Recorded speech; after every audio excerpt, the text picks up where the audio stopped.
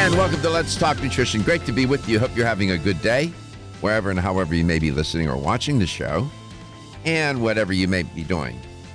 Yeah, get my headset right. We'll be in business. Bad weather day here in Tampa. Oof. I should be quiet, though, given some of the bad weather across the country. That bad storm that went through, was it Alabama? Yes, sir. 23 people have died? Yes, sir. Were we in that market? Are we in that market? Yes, we're in Tuscaloosa, northern Alabama. Yes. Tragic. Came out of nowhere, boy. Yeah, it's, you just don't know, right? Things happen, and next thing you know, you find yourself in a very difficult space. Hope your day's going well, wherever and however you may be listening or watching the show. I don't know why I'm having all this static in my headset. I hope it's not my headset. I just got it fixed. And there's a number of stories trending that really are of considerable interest. A second patient has been cured of AIDS. On its face, the story is very provocative, and it really gets your attention, and for good reason. So I'll report on that. Gary, can you hand me your headset? And we'll talk about that. And there also there's a big study on measles. The largest study on the vaccine for measles and autism. That's the anti-vaxxers probably not going to like what's being reported. And you can always join in the conversation and comment on what we're talking about. 877-897-8255. That's 877-897-TALK. Dr. Garko's personal email is drgarko@letstalknutrition.com. Follow us, like us, and share us on Facebook at Let's Talk Nutrition. Also on the Instagram at Let's Talk Nutrition. Go and subscribe to our YouTube channel at Let's Talk Nutrition, where we have over 61,000 views now, 1,100 videos. It's closed caption for the hearing impaired, and it's archived by date. I hope you're going to talk about Luke Perry. Yeah, not yet. Okay. We will. 52 years old and having a stroke. That just scares me. We'll get to it. Scares me. Jazz Matua is on. Who'll be talking about cardiovascular health, and you will use the story about Luke Perry to help make some points about your cardiovascular health and why it's so critical.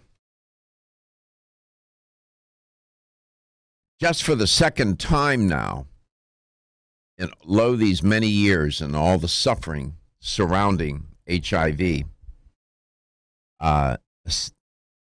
this global epidemic, a patient appears to have been cured of infection with HIV.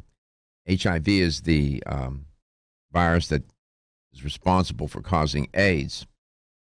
This particular story in the news follows nearly 12 years, almost literally to the day, when another patient, the first patient, was known to be cured. This has had, I don't know how many researchers around the world are involved in trying to find a cure for AIDS, but it certainly has been a very long, difficult battle. They said in the New York Times article by Mandavili giving Apurva Mandavili attribution, the surprise success confirms that a cure for HIV is possible, but it is difficult, the investigators in the study said. They're going to publish their findings today in the journal Nature. and they're going to present their findings at a conference on retroviruses and opportunistic infections that will be held in Seattle. In terms of their public stance, the scientists involved in the study are describing this particular case as I guess their terms, a long-term remission. In interviews, most of the experts are calling it a cure. Some use more rhetorically cautious language. There is a caveat. I was telling Gary before coming on air whether these two instances are anomalies or they're really on to something. And it is quite ironic in the way they got cured, because these were cancer patients. And what they did,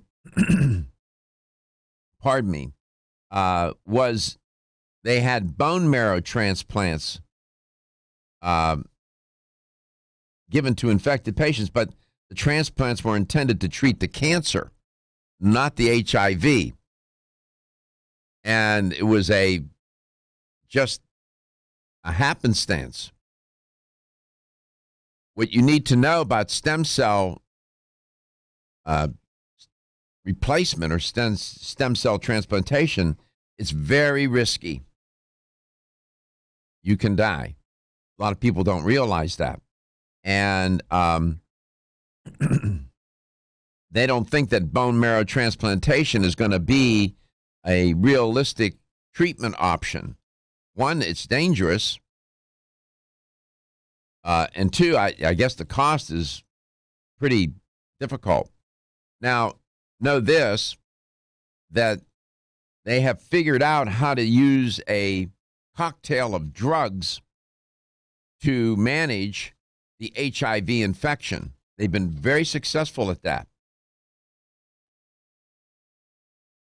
And so they're not going to be inclined to want to use a very risky procedure where the patient could die when they have a procedure using, this, as I said, a cocktail of drugs to manage the infection. Now, the drugs have side effects. That's true. One of the, a virologist, my daughter's a virologist, by the way. She has her PhD in virology. Dr. Anna Marie Wensing said this will inspire people that the cure is not a dream. She said, quote, it's reachable. This has been a scourge on humanity. And when the HIV epidemic made its way into our country, and they were trying to find patient zero, it was really something. I remember it has, and it's gotten politicized, and it's dreadful what's happened. In the meanwhile, scientists that you and I probably will never know, because we don't go to their conferences, and I don't read every study that they've done. I don't know who they are working mightily to try to solve this puzzle. The new patient has chosen to remain anonymous. They only refer to him as the London patient. He could be cured of both cancer and HIV infection due to the stem cell transplantation, which is, are you kidding me? I don't know who this patient is, but probably I have a sense of the gratitude that he has or she has. This is quite remarkable. We'll be back.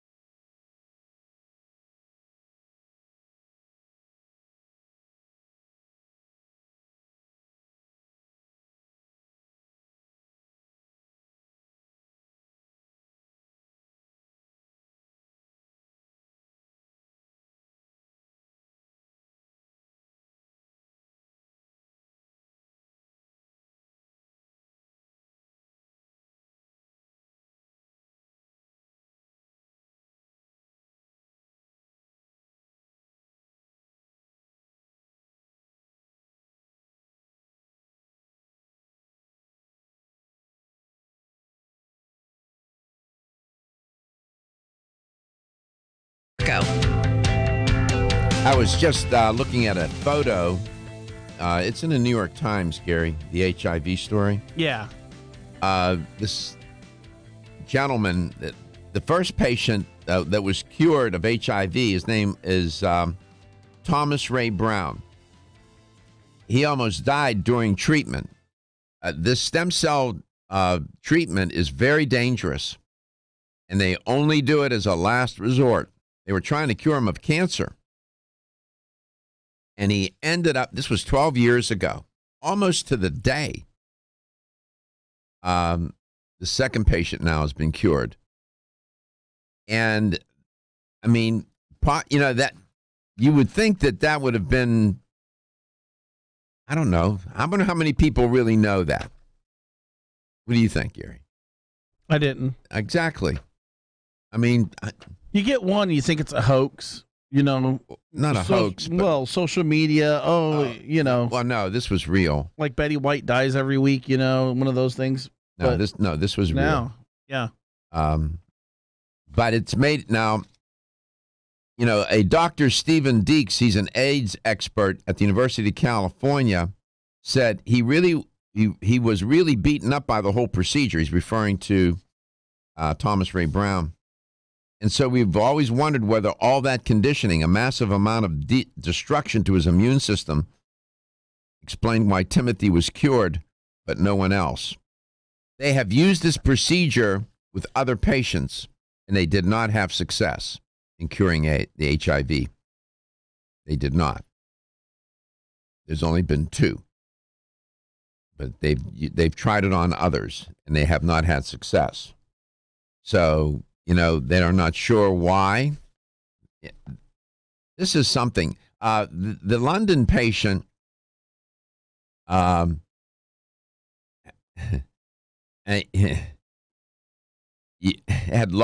Hodgkin's lymphoma and received a bone marrow transplant from a donor with, this is so ironic, CCR5 mutation. This person there's a mutation, a gene mutation. The gene mutation is that if you have it, you cannot get infected with the virus. And so that's what they were transplanting. Isn't that interesting? The ironies here, the twists and the turns. So these patients are being cured because of a mutation in other people where the mutation prevents them from getting infected with the virus. So they're taking those genes, the stem cells from that patient and putting it in the patient who has HIV. And for some reason, it cures them, at least these 2. Others, not so much. So we'll see where this goes. And this is so complicated. When these viruses have been around millions of years. And I talk to my daughter about the viruses all the time when I get a chance. I don't like to talk shop when I'm with her, but being that she's a virologist, they may be microscopic, but boy, oh boy. And so many people have died and suffered because of it. I mean, it's just tragic. 877-897-8255. Another story trending that is quite dramatic. As I've been reporting, there's a measles outbreak in the United States. It's one of this new study amid the context of that. One of the largest studies to date provides evidence that measles, mumps, and rubella vaccine do not cause autism. Ooh. Now, if you're an anti-vaxxer, you're going to probably wonder what's going on here. Danish researchers, this was a Danish study, did not find a correlation between the vaccine, it's the MMR vaccine, and autism. Even when they said they focused on children at greater risk for developing autism. That one of the lead researcher, Dr. Anders Hivid, I don't speak Dutch. Quote, in a study of more than 650,000 or Danish children, there was no difference in the risk of autism in vaccinated and unvaccinated children, close quote. That's to the point. Like that. But Dr. Hivid is skeptical that these new findings will do anything to persuade anti-vaxxers that the vaccine is safe. He said, I don't think we can convince the so-called anti-vaxxers. I am more concerned about the perhaps larger group of parents who encourage anti-vaccine pseudoscience and propaganda on the internet and become concerned and uncertain, close quote.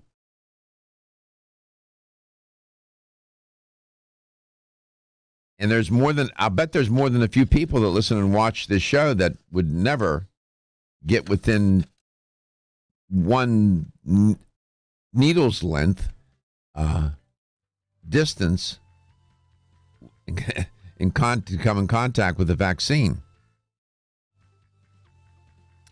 The data are what the data are. I can only report. You can make of it what you will. It's one of the largest studies ever. That's all. That's a huge sample size, 650,000. These were Danish children. So make of it what you will. So here we have two stories today, somewhat related. Second patient cured, dealing with vaccines and medicine and these dreadful diseases. Another second patient now cured of AIDS, and the largest study ever conducted, finding no link between measles vaccine and autism. So far, so good.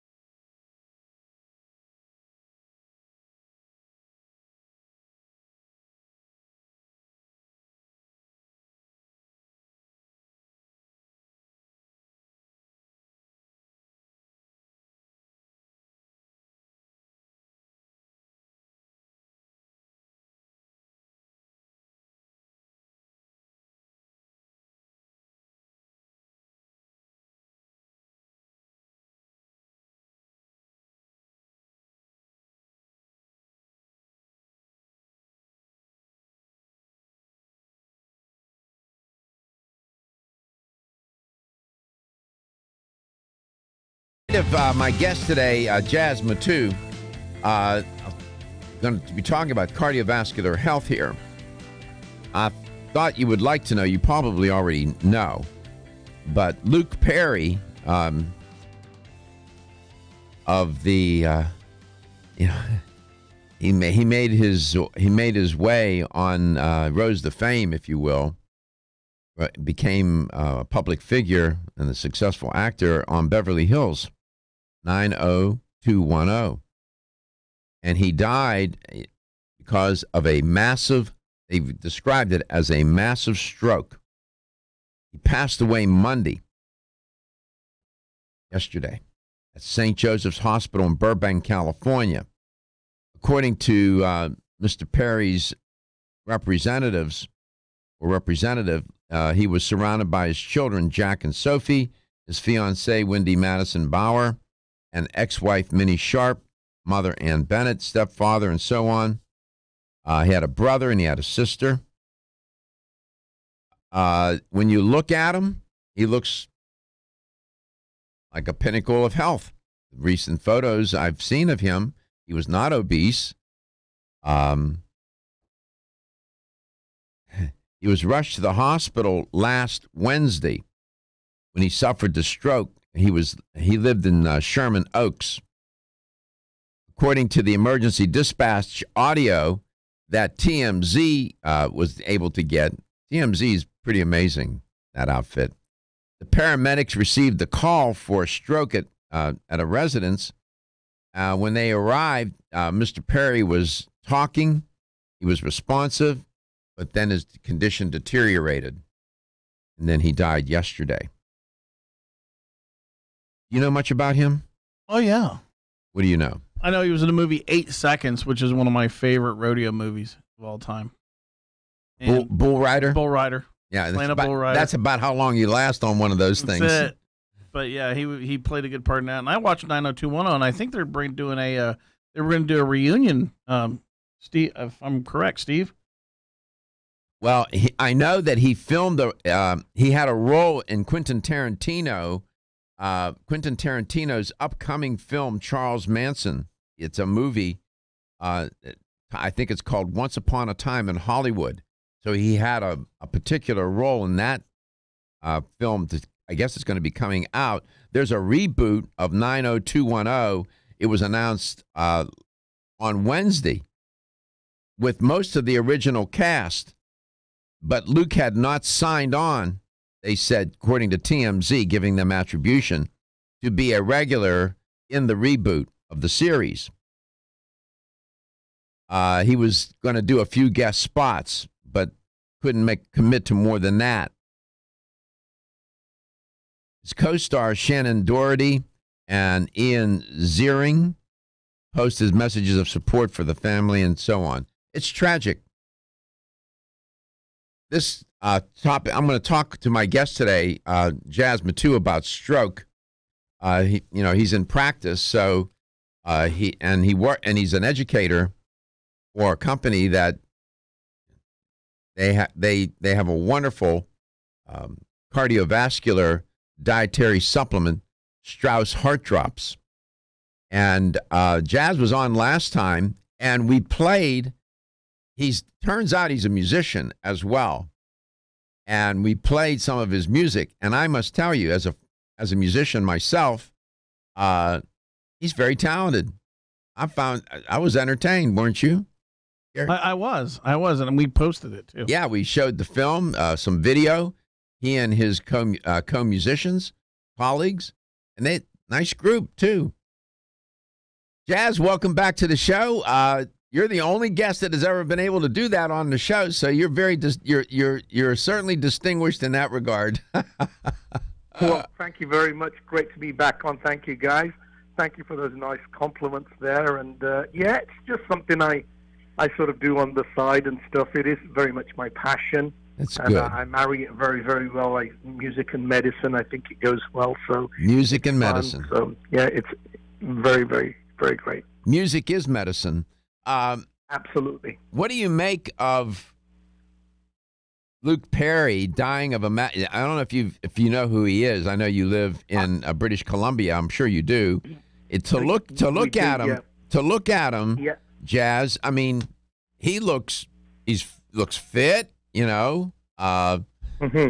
and boom, just like that. What do you make of that? Can you shed some light on this and talk about it a little bit? Absolutely. I have to say, although we haven't had cable TV for the 24 odd years that we've been in Canada and stuff, I'm familiar with his show and obviously of his name as a celebrity. And I did see yesterday on social media, and I did actually read the article that he had passed away. And I have to say, I was shocked. I'm 54 years old, and if I'm correct, I think he was of a similar age or whatever when he passed. And very, very unfortunate. But the sad thing is, this is something that's becoming relatively common when we look at, obviously we remember celebrities in the world who pass away perhaps at a young age or at a younger age, but there's many people in the world, unfortunately, that are passing away. So what do you think? What do you think? There is ischemic stroke, and then there's what hemorrhagic. Resulting from vascular rupture, the subarachnoid hemorrhage, or what they call intracerebral hemorrhage. The ischemic stroke, that accounts for about 80% of the strokes. Typically results from a thrombus or an embolism. Given the way he died, what do you think? You think it was ischemic in nature or hemorrhagic? You know what? It's very difficult to say. One would want to assume that. That it may have been hemorrhagic. I mean, being relatively young, one thing's, to what degree of ischemia that may be there. We often associate that typically with, perhaps of an older age. But these days, even the ischemia, we see it so commonly these days with younger people perhaps even in their 30s. Well, or 40s. I had a professor, Jazz, one of my professors when I got my master's degree, and I had graduated and I went on. I was in my PhD program, and I got a message that he died in his sleep from I guess he had a thrombus and died. He was young, man. He was like in his 40s, and he had 2 little boys at the time. And to make things worse, after he died, his wife contacted me, and she was coming through Tallahassee. I was at Florida State, and she had been diagnosed with cancer, and she was terminal. And I just, sometimes life is just not fair. But he was awfully young. We can talk about this. Of course, stroke is related to cardiovascular health, and maybe you can help clarify and point out how and what ways, and we can certainly Strauss Heart Drops has a place to play here, a role to play within this context. Jasmine 2.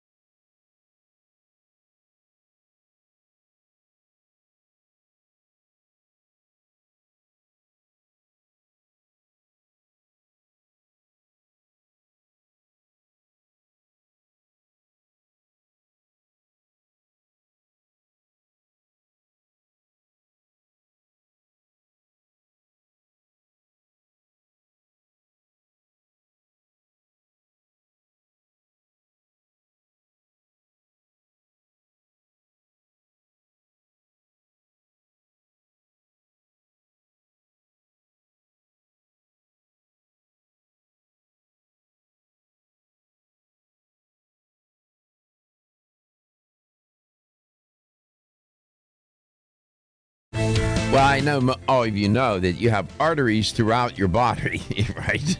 And of course, you have arteries that populate your brain. And I found a wonderful 3D model showing the arterial vasculature of the brain, and it's quite complicated. And this is within the context of Luke Perry suffering from a massive stroke. And my Jazz Matu is our guest. Jazz, I'm guessing, but I'm thinking that it was an ischemic stroke. One statistics is that by the American Academy of Neurology found that 15% of all ischemic strokes happen in young adults and adolescents. Well, I guess he was young. He wasn't all that old. You don't consider yourself old, and you're in the early 50s. But I don't know. 87% of all strokes are ischemic in nature, and they occur when a blood vessel becomes blocked by fatty deposits, and the blood has trouble passing, making its way through that occluded artery. Jazz, welcome back. Have you had stroke patients come into your practice? Absolutely. Stroke patients, people that have had strokes, have recovered from strokes, people with even early warning signs of stroke. Certainly, sometimes there are some very early telltale signs, and I know that the media does obviously these days warn us here in North America about looking out for the very early signs of stroke, from numbness to weakness to confusion, trouble walking, headache, that type of thing. And these are all signs of perhaps possible strokes. I mean, you mentioned a while back, the ischemic types, the hemorrhagic types, but also the other ones are what we call the transit ischemic attacks, which are sometimes referred to as, tiny showers of ischemic attack. And these can be very, very subtle, where sometimes it can even be as subtle as mild headaches that happen periodically. And these could be just lack of circulation to a blood vessel that's creating a little bit of headache or something. And this can eventually, sometimes unfortunately, lead to hemorrhagic bleeds or even clots. So it's very difficult to say. As you know, these days, age unfortunately doesn't have too much relevance to our health. We hear of very young people being diagnosed or passing away from unusual conditions, often that we would associate perhaps with an older age. North American stats are telling you these days that, it's shocking, but North American stats are telling you that the news is that, every 40 seconds somewhere in North America, these are actual North American stats, every 40 seconds someone's having some signs of stroke that are going on. So when we look at, and these are actually statistics that were done, these are on the Strauss website, some information which were done by health research, clinicians, health policymakers, medical professions, even consumers. And what they did research. But when we look at that, that means the time that we've been talking right now, these few seconds, someone's dealing with a stroke right now. And, and it's frightening, when we think of statistics like that. But unfortunately, that's the truth out there. Alluded to transient strokes, these transient ischemic attacks. They last, as I understand it, less than an hour, and there's no evidence of acute cerebral infarction, meaning damage. These transient ischemic attacks, it's sudden, transient neurological deficits, and is not accompanied by permanent brain infarction, meaning, again, damage. I wonder, do these they call them TIAs? Are they a harbinger of maybe a more serious stroke down the road or not?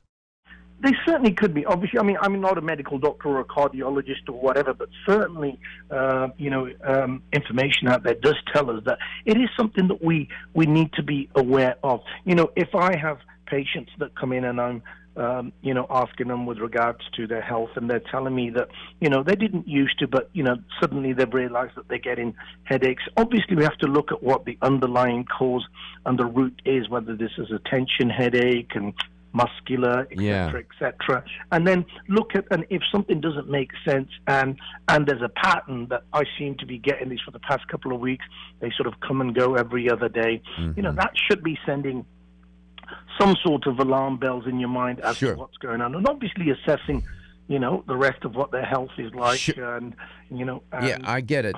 No, I get it, and the risk factors for a TIA are alcoholism, hypertension, smoking, dyslipidemia, high cholesterol, diabetes, insulin resistance, obesity, sedentary lifestyle, horrible diet high in saturated trans fats, stress, heart disorders, vasculitis, any number of modifiable risk factors.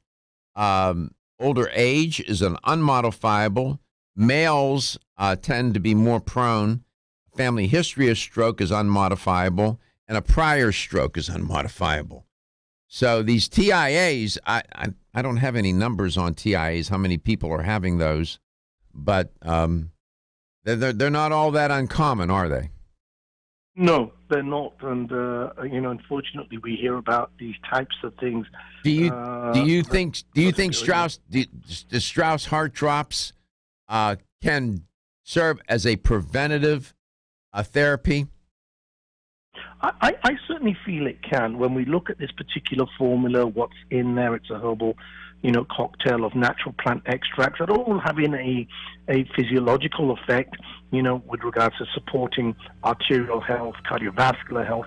Certainly, from a preventative point of view, it certainly can. Anything that's going to help to improve vascular integrity, vascular flow, support cardiac health and stuff like that is going to be of benefit in terms of, sometimes, the early signs, they say, stats are saying that 1 in 2 people in North America are dealing with some sort of cardiovascular issue. And when we think of that, even poor circulation is a cardiovascular issue. Of course. If we've got poor circulation going on, and sometimes we ignore that. Oh, my hands and feet are always cold. I always feel cold. Oh, this is normal for me. And we accept that. But, that could be, I'm not saying it is, but that could be certain signs of very early ischemia or something that's going on. Before we close this block off, can you please give a website people can go, and we'll come back? Absolutely. Yeah, it's Heart Drops for Life with the number 4.ca. So heartdropsforlife.ca. That's the website where they can go. There's some information. All right. We come back. We'll continue our conversation with Jazz Matu, talking about cardiovascular health. Boy, oh boy. Coronary heart disease, still the leading cause of death in this country. We'll be back. Are you tired of being tired? So is Amanda.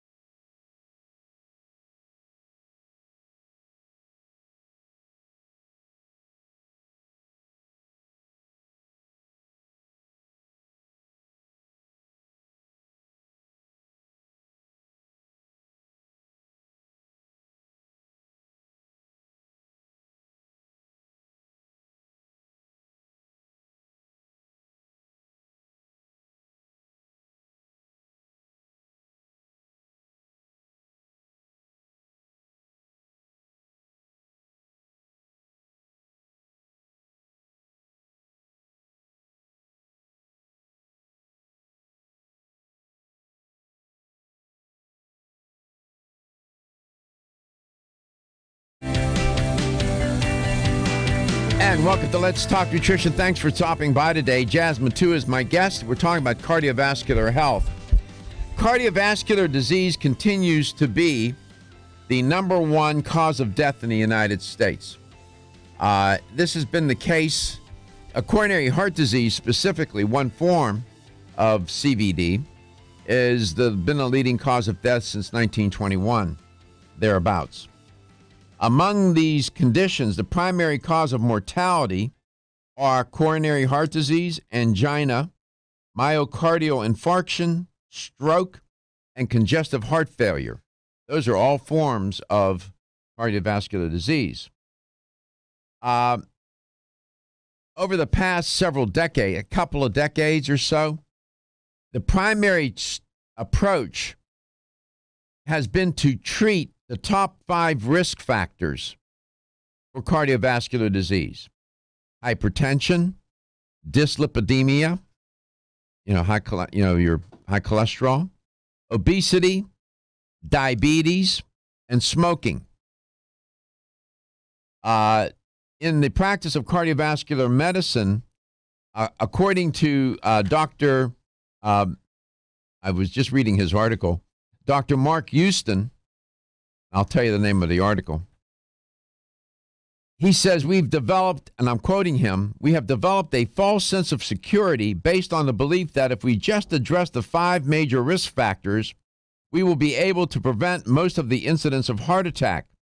He said, but this is simply not the case.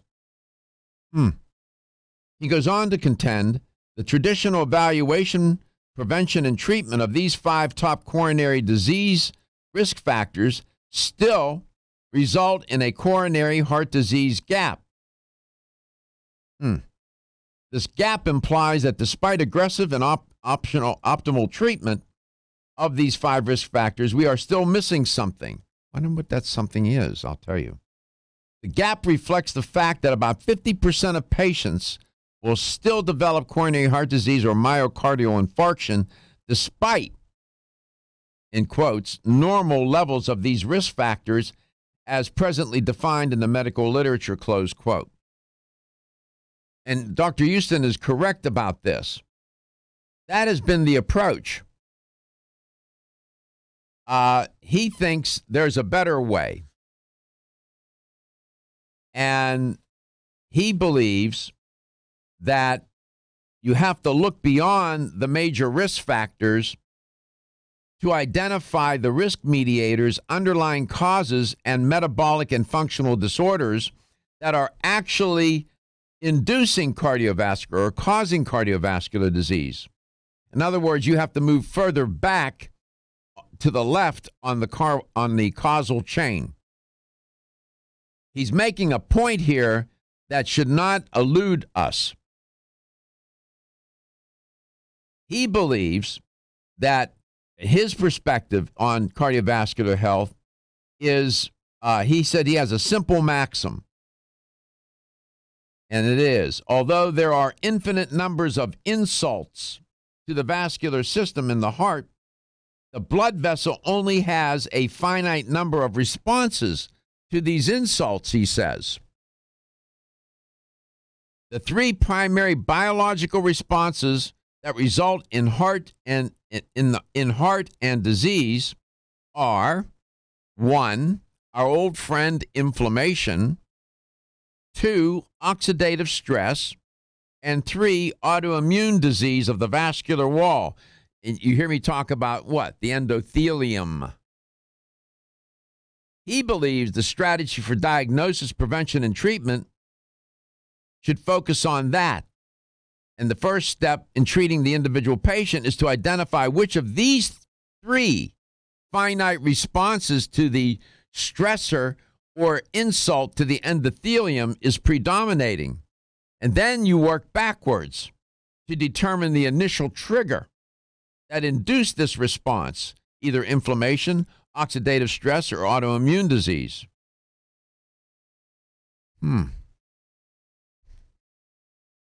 That sounds like it makes too much sense. He says that these stressors that he's talking about, these insults, There are biomechanical stressors like elevated blood pressure and stress in the arteries and other forms of vascular dysfunction. And then there are biochemical insults or stressors. That includes chemicals or toxins that we are exposed to, or the result of metabolic disorders reflected in the level of hormones, glucose, oxidized LDL, insulin, and homocysteine. These could be termed, he said, our total toxic burden. He said the list is endless. He thinks there's about 400 different insults or stressors that affect the endothelium. He believes that this approach is not being practiced in traditional medicine. This is interesting. I mean, that calls for a paradigm shift in how we diagnose and treat, prevent, diagnose, and treat cardiovascular disease.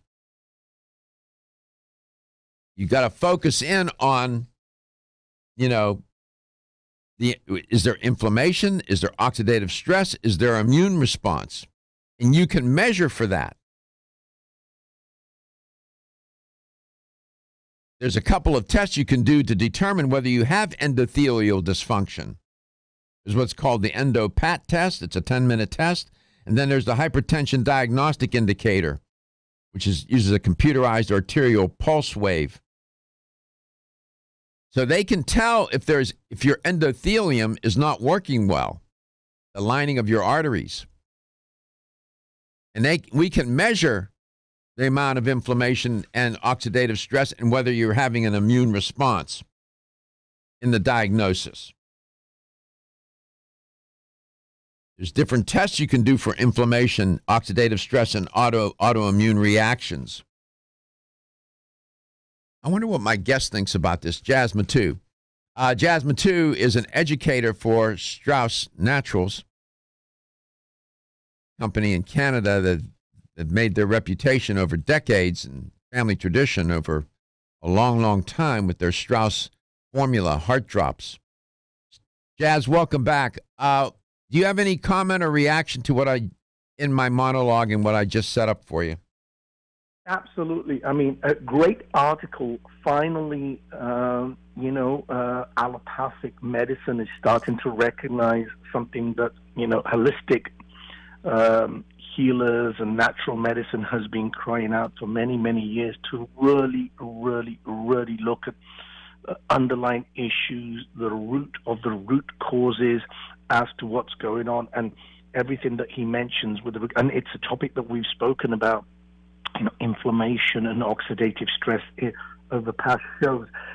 Underlying issues, this is something that constantly in my practice is spoken about. In fact, it's often spoken about probably within the first 10 minutes of a consultation, because we really have to look at these underlying issues, and it makes a lot of sense. And as described in the article, I'm sure there's many, many, many different factors. I think you mentioned over 400. It makes a lot of sense.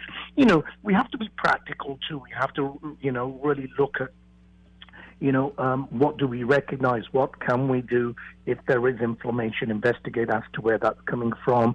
If there is signs of oxidative stress. And he also talks about autoimmune disease of the vascular wall, the vascular endothelium and heart too.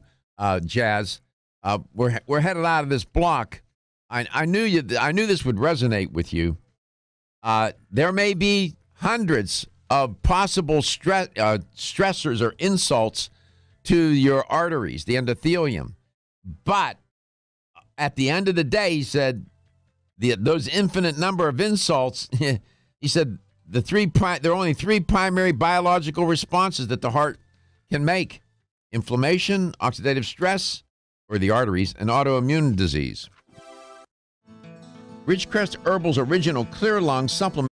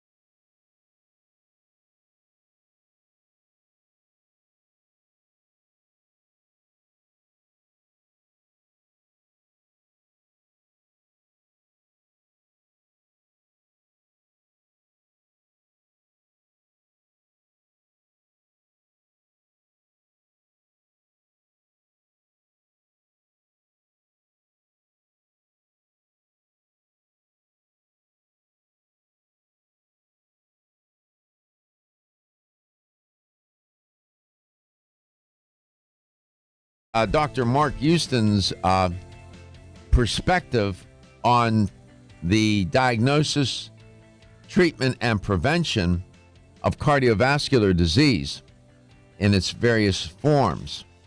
I believe he's a traditionally trained physician, and he has a book. Let me give you the title of the book. Get my mitts on this.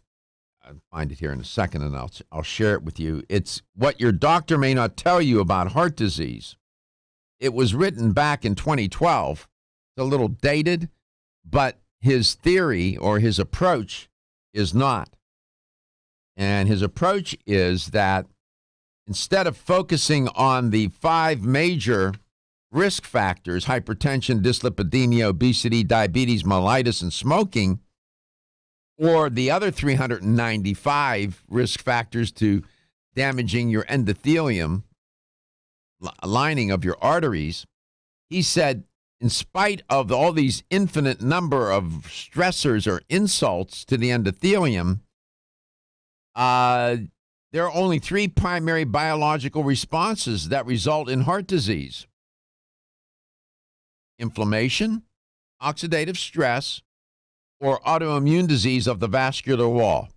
At the end of the day, he said, if you can do, and there are tests for all 3 of those, and once you identify which one or combination is in play, then you backtrack, you go back 1 step in the causal chain and look for the initial or original insult or stressor. Jazz likes that idea. Strauss Heart Drops would help with some of those initial, with inflammation and oxidative stress for sure, and some of the autoimmune disease of the vascular wall. Jazz, welcome back. So you like that approach, eh? Certainly. I mean, it makes a lot of sense, and like I said, we've often spoken about it in previous shows with regards to autoimmune and inflammation, oxidative stress. Even when we look at autoimmune, I mean, these days gut health, if we just slightly of an adjunct, and when we look at immune health, makes a lot of sense. They said everything comes from the gut. And again, what's at the gut? Our immune health. And what's immune? What's autoimmune? A dysfunctional immune system. So, so even when we look at something simple as that and we sort of say, how is our gut health? Is that affecting our immune system? Is our immune system affecting our cardiovascular health? Possibly. So these are some simple steps in practicality. And I think that's important. Sometimes it's great having articles like this, but sometimes we can also get lost, in this, unless we're very technical savvy or whatever. We have to look at ways how we can simplify this and share this with our family, friends, co-workers, and clients. How does Strauss Heart Drops address the issues of inflammation, oxidative stress, and autoimmune disease of the endothelium wall? There are certain herbs in the formulation, from common herbs like hawthorn, garlic, bilberry extract, mistletoe, willow bark, motherwort, etc., and cayenne. And when we look at these herbs and the phytochemicals that are in these natural plant extracts, and the physiological action, the pharmacological action that they have, whether it's a tannin or a flavonoid or a resin or any type of natural compound, these are having an impact on the vascular integrity. They're having an impact on vascular flow. They're having an impact on even the nervous system, calming the nervous system down so our blood pressure isn't elevated. So when we look at this formula, it's a great formula that addresses a lot of things. Now, on top of that, typically in a clinical situation, there are other supplements and vitamins, of course, that I'm going to recommend. Coenzyme Q10 antioxidants are very, very important with regards to, when we speak about the immune system, for instance, and autoimmune concerns. If we're looking at reducing inflammation, again, we have to look at the cause of this, but there are various different products that may address that.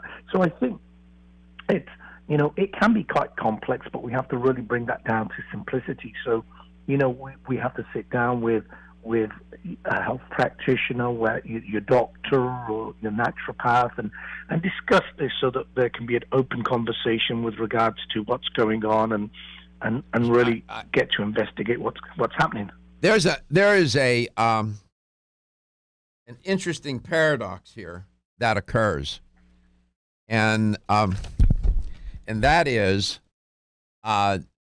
when the artery is damaged or there's an insult to the endothelium, the body responds and it says, you know what, I'm going to defend myself from this insult or this attack. And it mounts this response to the insult. And that's a good thing. Ironically, if the insult or exposure to the stressor continues and becomes chronic, that initial protective response then becomes a disease process almost and is harmful. And you start, because you're using cholesterol to try to repair the endothelium and the damage, and next thing you know, you're having the artery become occluded. Can't make that up. So if you can eliminate that initial stressor, those initial stressors, which you can identify by determining if you have inflammation, oxidative stress, or an immune response in the endothelium, then you're in business. Otherwise, it's going to be a hard road. Strauss heart drops can keep, from what we know, anecdotally and from the clinical evidence, the arteries healthy. Fights against inflammation, oxidative stress, and the consequences of autoimmune response in the endothelium. We'll be right back.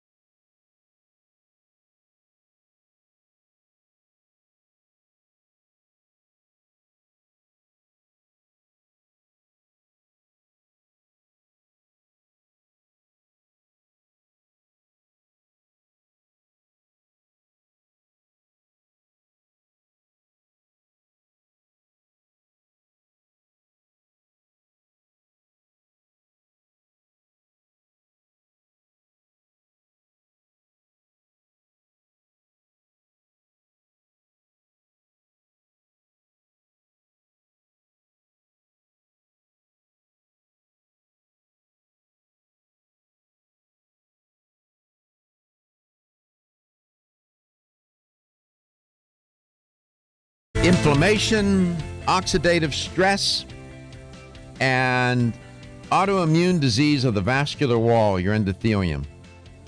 Welcome back to Let's Talk Nutrition. Those are the three primary biological responses that your heart, your vascular system has to all of the hundreds of potential stressors or insults to the lining of your arteries. Jazz Matu is my guest with Strauss Naturals, makers of Strauss Heart Drops. It makes it a little easier to diagnose if you're zeroing in on those three primary biological responses, and you can test for them and then work backwards to find out what the insults are and treat those, and then you treat it that way. But you first, this sounds like it makes a lot of sense, but the primary way that this has been done is to focus on the 5 primary risk factors for heart disease: hypertension, dyslipidemia, obesity, diabetes mellitus, and smoking. If you focus on those, there are scores and hundreds of others. It's not just those 5. What about homocysteine? What about C-reactive protein floating around? I could go down the list. There's one after hundreds. How do you know it's one of those? I mean, the patient may have hypertension, but there may be other things going on too, or high cholesterol. Or the patient could be obese, but there could be other factors as well. It's not only oxidized cholesterol that gets in the way of your artery health. It's other things as well. Jazz Matu is my guest, as I said, educator for Strauss Naturals. Jazz, welcome back. Great, thank you. Yeah, what percentage of the patients that you see, clients that you have, do you think have heart disease, have cardiovascular disease, one form of cardiovascular disease or another? As I mentioned earlier, I mean, these days, I mean, stats are showing that, some people, I don't, not necessarily call it heart disease, but 1 in 2, people in North America are dealing with some sort of cardiovascular issue, and it may be very, very minor. So with that said, I would say, a relatively high proportion, if I was to very, very generalize it, I would be close to saying 70 to 80%. What about some of the primary causes?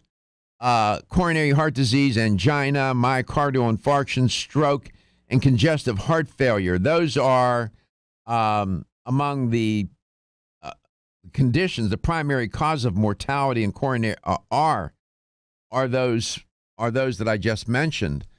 That narrows it down a little bit, but cardiovascular. Absolutely. People think cardiovascular disease is only one disease. It's a constellation of diseases, right?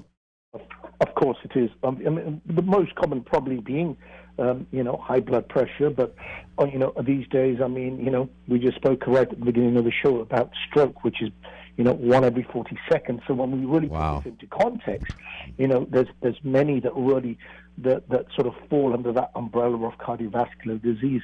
The telltale signs can be there at very, very early stages. So it is important for us to be proactive and sort of, look at our health and take the advice of health advisors out there and follow certain lifestyle protocols that will really help to, hopefully help to prevent these types of issues becoming a concern. How much? And hopefully... Go ahead, finish your thought, please. No, hopefully lead to a healthier lifestyle is what I was going to say, but yeah. How much of the Strauss Heart Drops would a person need, let's assume two scenarios. One person with some form of cardiovascular disease, one not diagnosed. Would the dosage be different? Absolutely. For someone that doesn't really have any particular heart concerns or whatever, can be taken a preventative measure, and this is something that I take personally, and this is around 2.5 mils per day. So the product itself has a graduated pipette, or you could measure it with a teaspoon. So we would be talking about approximately half a teaspoon a day. This can be taken. And if we're looking at, a therapeutic level, something that's going to help or assist in other types of cardiovascular issues and support that, poor circulation, high blood pressure, etc., then we want to be looking at a higher dosage of 7.5 mils. And again, that equates to roughly about a teaspoon and a half, which can be done in divided dosage, at 2.5 mils 3 times a day. So anywhere between 2.5 and 7.5 milliliters is what we want to be looking at. So it's a product that, we don't necessarily need to be thinking just when we have some sort of issue going on. As we've mentioned in this particular shows, and obviously previous shows, with things that are going on below the radar, like inflammation, autoimmune issues, oxidative stress, lifestyle stresses, dietary, these things are eventually going to allude to some sort of challenges that we're going to have. So it's always good, a lot of what I do with my clients and patients is, some preventative, it's a little bit of education, empowerment, moving forward and getting them to start putting these things in action, as opposed to coming to me when they have health concerns going on, because then we have to work obviously stronger, harder in order to try and address some of those issues. Somebody asked me, they said, well, this is garlic, right? I said, yes.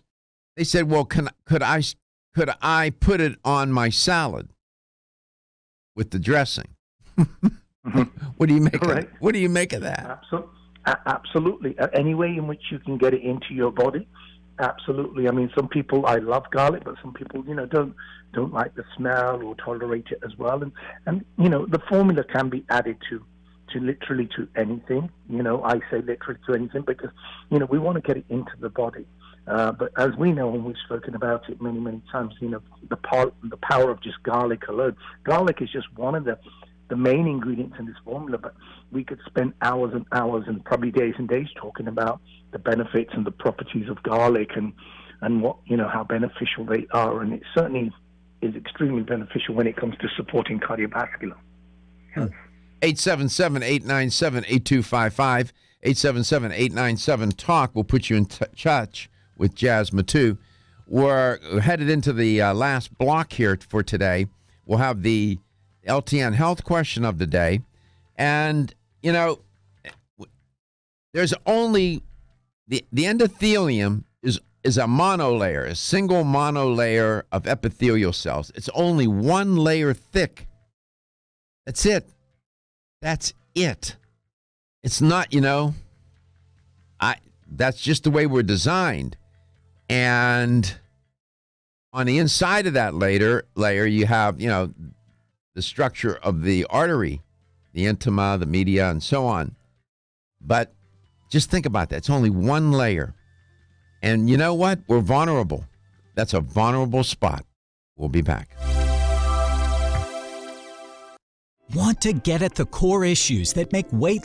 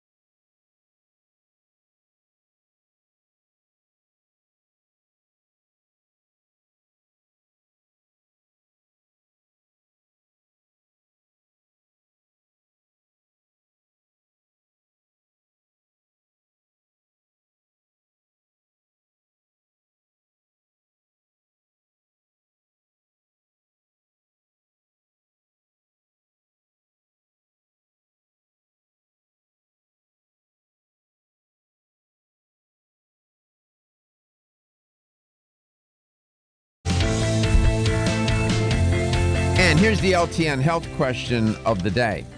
I was talking about an approach that seems to make eminently good sense. Dr.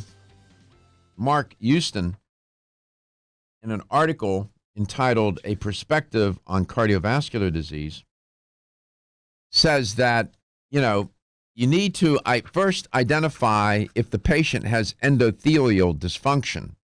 Is the endothelium not working well? And there are tests to do that. And then the next question to ask is, what's setting off this reaction? And here's the question. What are the three primary what are the three primary causes that could be setting off this endothelial dysfunction that you can measure?